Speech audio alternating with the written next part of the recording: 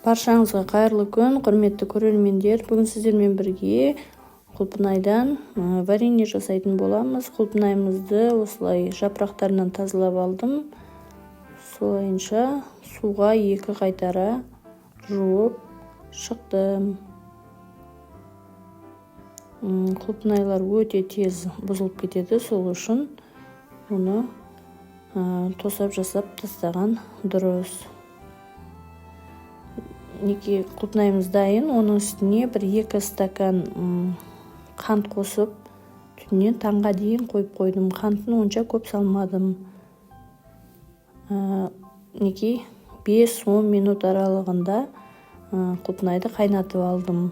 Одан тағы да суытып қойып қойдым.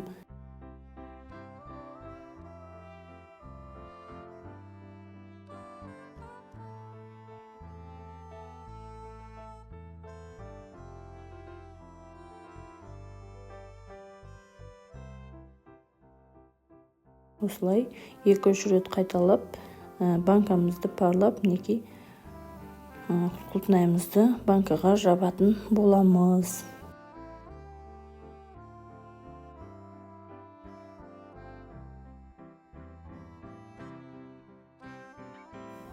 Осылайша құлпынайымызды банкаға жауып алдым.